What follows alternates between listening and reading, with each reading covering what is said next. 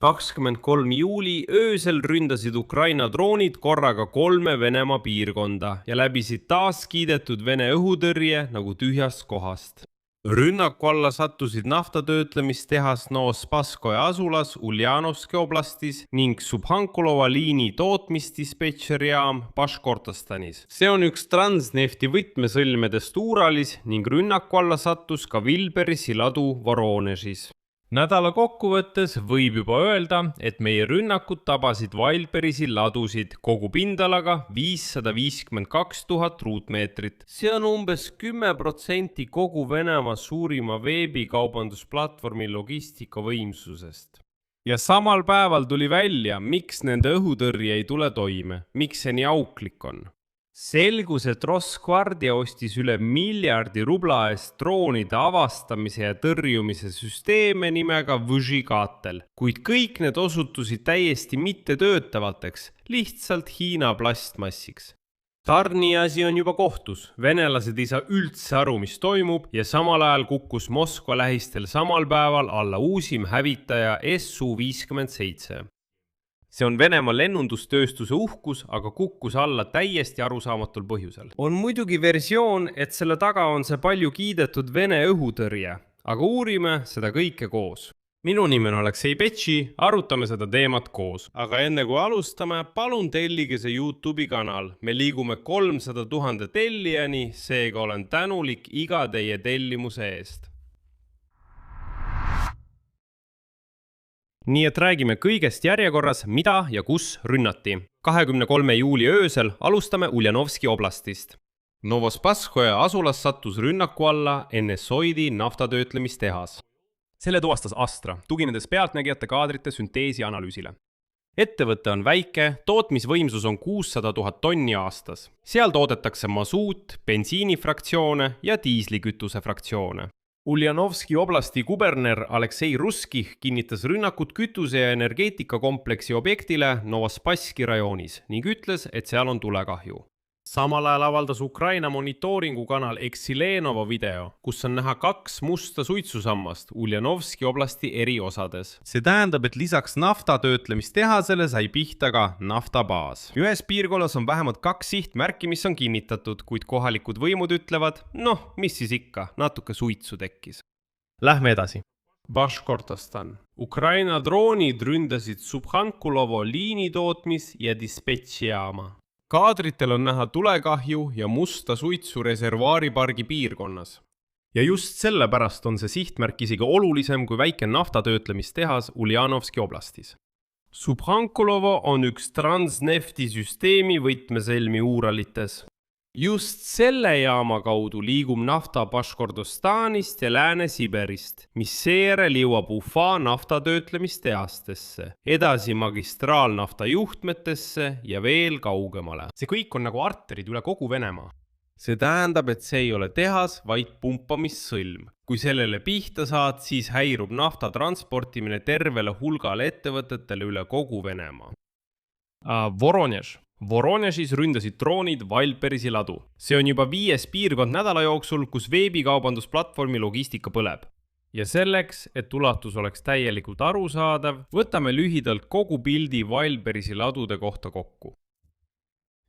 18. juulil tabasid löögid Vilberisi logistikakeskusi Kotovskis, Tambovi oblastis ja Moskva lähistel asuvas Elektrostalis. 22. juulil rünnati ladusid Krasnodaris ja Nevinnomuskis Stavropoli krais.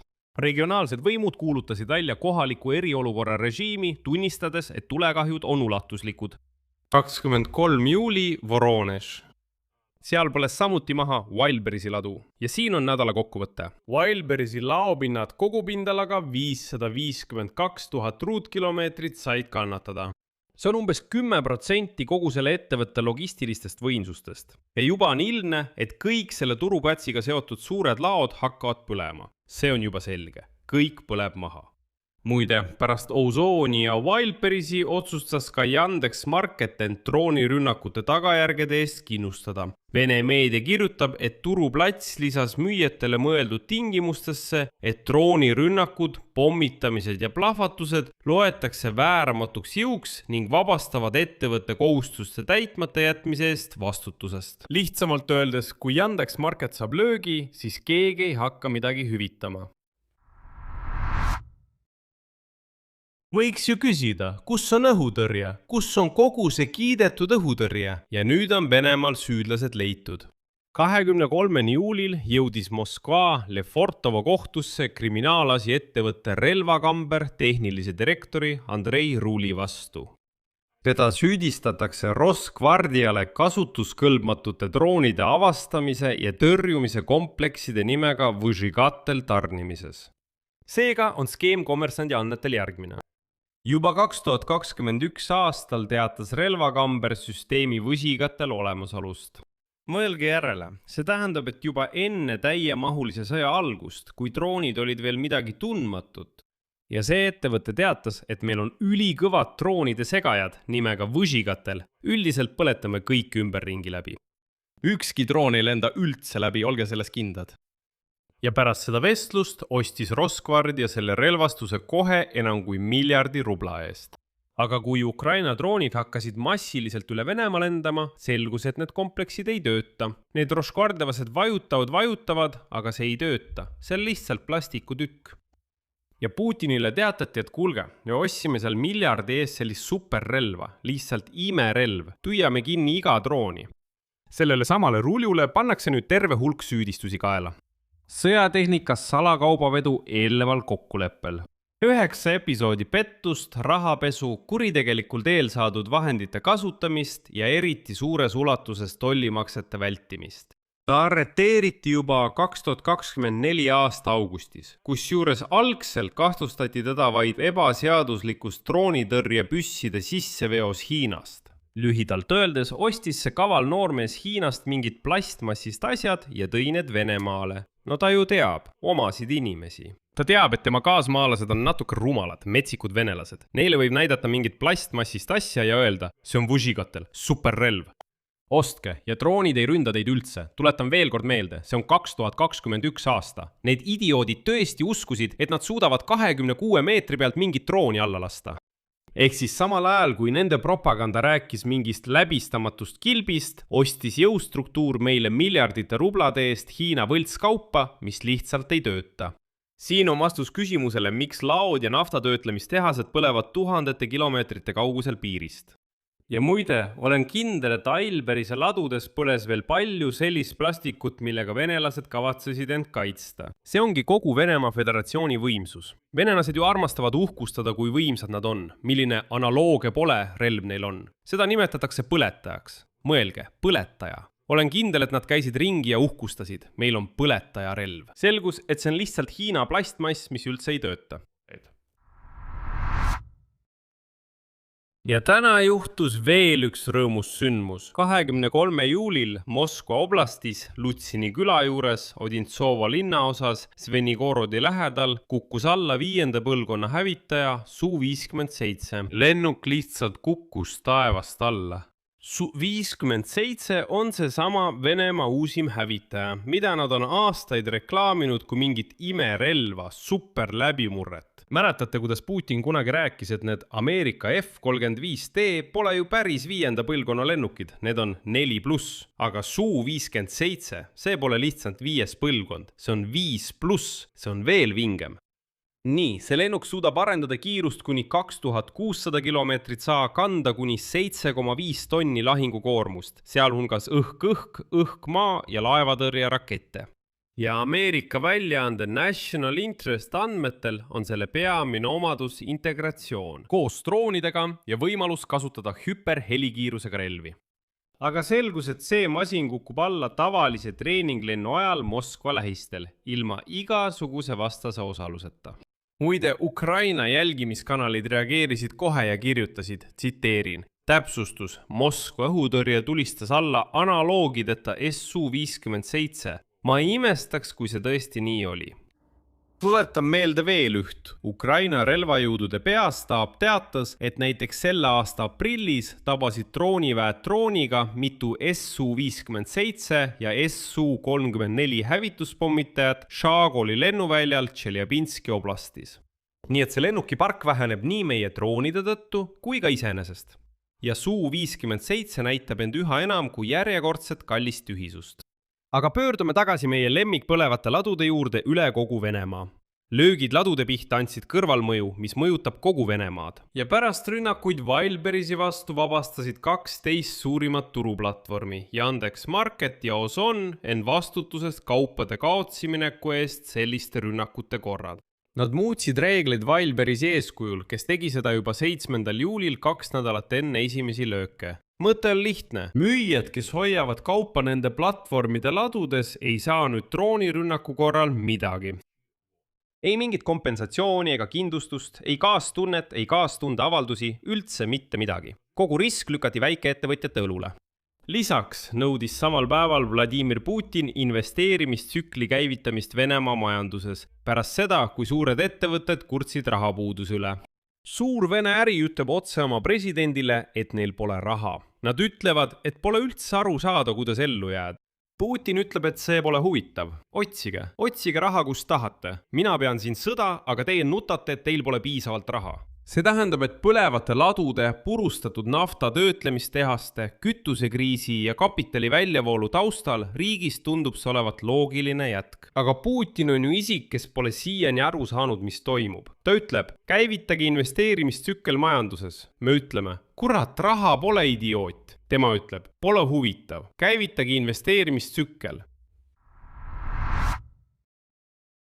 Ja selles kokkuvõttes puudutame ka seda, mida metsistunud Venemaa korda saadab. Venemaa on viimastel nädalatel järsult suurendanud rünnakuid meie Musta mere sadamataristu vastu.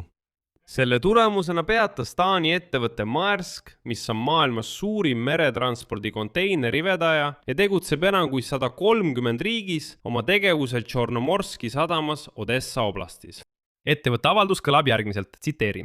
Seoses praeguse olukorraga, mis mõjutab meie tegevust, ei ole operaatoril võimalik jätkata teenuse osutamist Ukrainasse läbi Tšornomorski kalasadama. Piirangud kehtivad kuni edasise teavitamiseni. Impordikaubad, mis tuli Tšornomorskis lossida, suunatakse nüüd ümber Rumeenia Konstantsasse, kust kaup liigub edasi maismaal autotranspordiga. Ja nädal varem oli Maersk juba peatanud ekspordikaupade vastuvõttu ning kõige raskem. Raskus seisneb selles. Kiievis teatati, et Venemaa rünnakud on halvanud laevaliikluse Musta mere koridoris. Zelenski ütles ühisel pressikonverentsil Iirimaa peaministri Michal Martiniga otse, tsiteerin. Eile ei suutnud ükski laev meie sadamatesse siseneda. Kahjuks on see löök meie teravile ekspordile ja üldse kogu merekaubandusele. Just seetõttu on sadamate ja Odessa oblasti kohal oleva taeva kaitsmise küsimus praegu kriitiline. Just seetõttu püüab Zelenski kiirendada Patriot-süsteemide rakettide tootmist. Tulemus. Meie droonid jõudsid öö jooksul Uljanovska oblastisse ja Baškortostani. Põletasime seal naftatöötlemistehase, naftabaasi ja lõime Transnefti sõlme pihta, mille kaudu liigub Lääne-Siberi nafta Ufa tehastesse. Lisaks Wildberriesi ladu Voronežis. Nädala jooksul on kokku hävitatud 552 000 ruutmeetrit marketplace'i laopinda. See on 10% kogu selle logistikasüsteemist. Nende õhutõrje sel ajal ei tööta lihtsal põhjusel. Selgus, et Rosguardia poolt enam kui miljardi rubla eest ostetud süsteemid Võžigatel osutusid kõlbmatuteks. Ja tarnija läks kohta olla 10 pettuse episoodi eest. Uusim Su-57 kukkus ise alla, täiesti ilma Ukraina abita, treeninglennul Zvenigorodi kohal.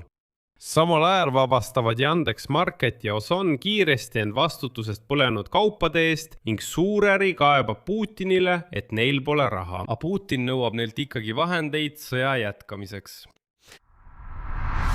Ja lõpetuseks ütlen, miks Venemaa tuleb veel tugevamalt, mitu korda tugevamalt lüüa. Sest tuleb meeles pidada, mida need metslased teevad. Venemaa ründab Ukraina sadamaid. Maersk lahkus Tšornomorskist ja eile ei saabunud meie sadamatesse ühtegi laeva. Merekoridor Mustal merel on kahjuks halvatud ja see on reaalne kaotus, mille vastu tuleb võidelda. Just sellepärast tuleb igaüks, iga päev anda venelaste metsikutele ja jultrud nägudele vastu. Iga päev tuleb tugevalt vastu anda. Selleks, et need metslased lõpuks mõistaksid, kellega neil on tegemist, et need metslased ei julgeks isegi Ukraina poole vaadata. Ja kõige naljakam on see, et praegu need venelased, kui huvi on, siis minge ja vaadake nende sotsiaalmeediat. Kahjuks lastakse neid mingil põhjusel treetsi. Ja see metslaste kari tormab sinna sisse ja kirjutab sinna oma mingisuguseid mõtteid.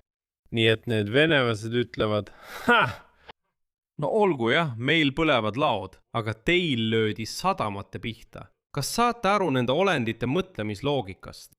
See tähendab, et ta on valmis istuma jamas, ta on valmis istuma ilma rahata, põlenud kaupadega, kandma tohutuid kahjusid, peaasi, et naabril oleks veel halvem. See ongi kogu venelase olemus ja seda tuleb meeles pidada. Siia panen 3 punkti, kirjutage oma arvamus ja järeldused selle video kommentaaridesse. Tellige kanal, vajutage kellukesele ja ärge unustage panna laiki. Sellega on kõik, hoolitsege enda eest, kõike head.